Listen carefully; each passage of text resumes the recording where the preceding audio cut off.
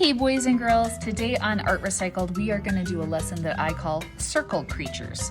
Now you can make them look like monsters, you can make them look like animals, it's whatever you want, and it's a really easy lesson. A lot of times I leave it for my subs to be able to do with my students.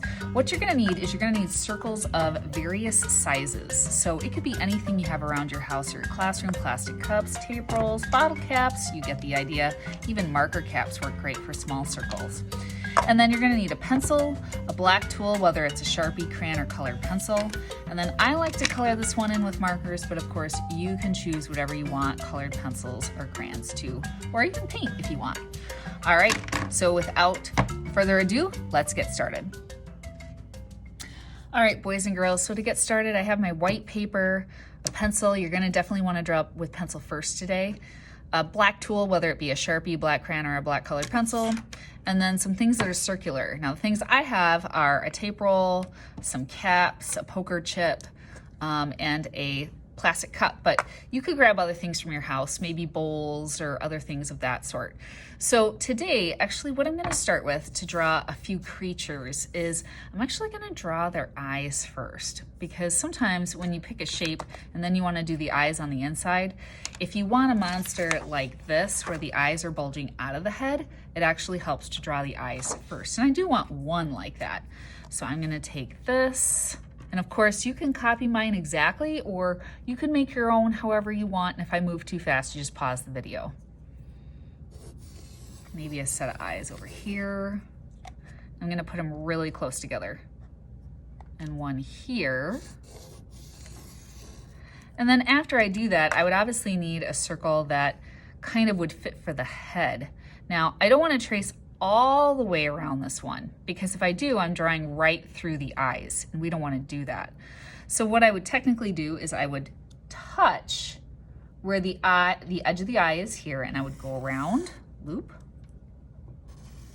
hit, and then up here I would only draw what's between the eyes there, and I can't see it really well, so I'm gonna guess like that.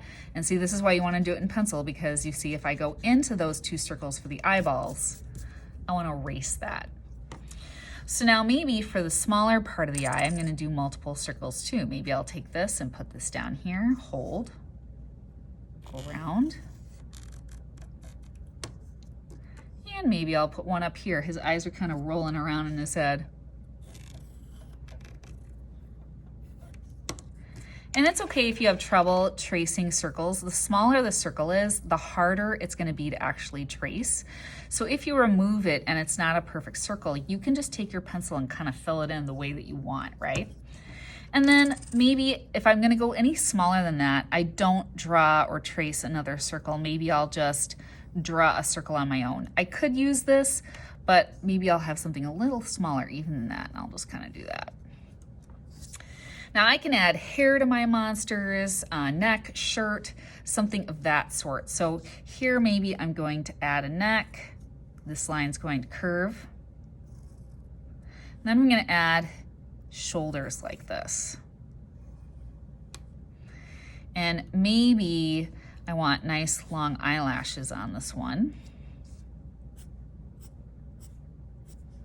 But then the hair is going to start here, and it's going to go up, over, and it's okay to go off the page too. Remember, if something goes off the page and it looks like it should, you don't want to shove it in, because that's going to look even kind of more weird. And then here, there we go. And I'll finish up the face. Maybe I'll have a nose like this, kind of a smirk like that. And maybe she's got these big old square teeth. And maybe one tooth right in the middle. Like that. So now I want a couple of monsters over here.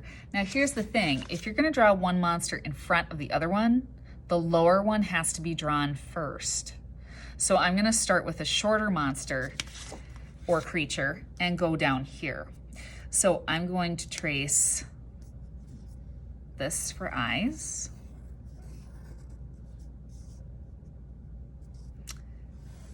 And again, you could have, different hair, a different face than me. I'm just kind of demonstrating how to use the circles. Maybe the nose is going to be wide like this. And then to do a head, ooh, that just fits. Look at that. I'm gonna trace this one. And then for the hair, maybe I'll add ears on this one, like human ears. And then I'll add some kind of rounded horns like that. And then I'll make some big fluffy hair like this. Now, if it went all the way to the edge and it hit this monster, again, I would have to stop. I don't want to draw through this monster's face. So I would hit the face here, stop, and then go around and continue down. And I'll draw a neck here that kind of goes to the bottom. We don't see that guy's shirt because he's too low to the ground. So then I need one more monster up here in the back. And maybe I actually want him closer to the edge. So this one, I'm actually gonna start with his face first, the shape of his face. And I'm gonna move his face a little bit over like this. And go like that. So his face is going off the edge a little bit, and that's actually okay, right? And his eyes, maybe I'll make him a cyclops. He's only gonna have one eye.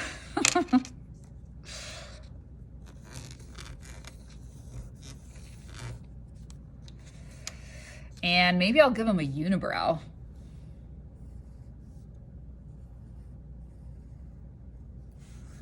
And another circle in there. I'm just gonna draw that one by hand. And then some little shinies in the eyeball like that. Nose. Maybe I'll do this type of nose. Kind of a goofy looking nose. And then he's gonna have a big toothy smile.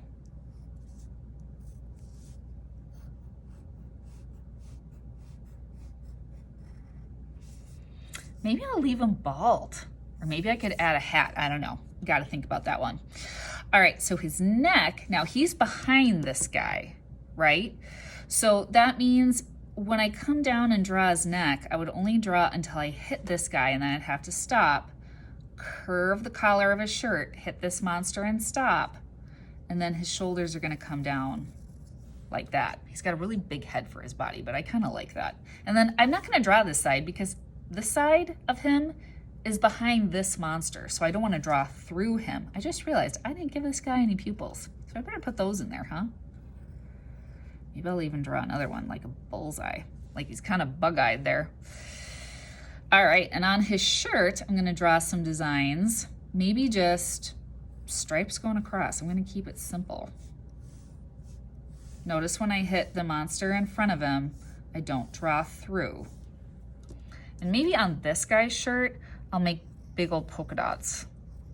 And again, if the polka dots hit the edge, they can just kind of run off the page there. All right, so now my creatures are drawn. And the next step is just tracing it all with a Sharpie now that I have it the way that I want.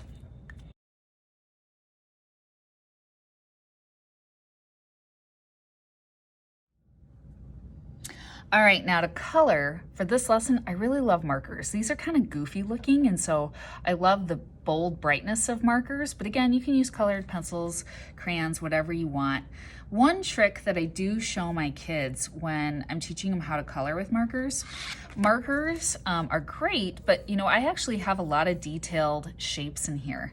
And so one thing I teach my kids starting from kindergarten is how to use the marker, and if you have kind of this weird shape, I want the face of this monster to be green.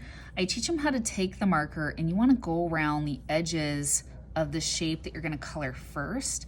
That just helps me stay inside the lines. And as you can see, as I'm tracing, sometimes you get inside a shape a little bit, but for the most part, this helps me not go into something that I don't want to go into. And especially in this one with teeth and eyes and things like that, sometimes you have these areas that you want to stay white, and so you want to make sure you don't go in those when you're coloring.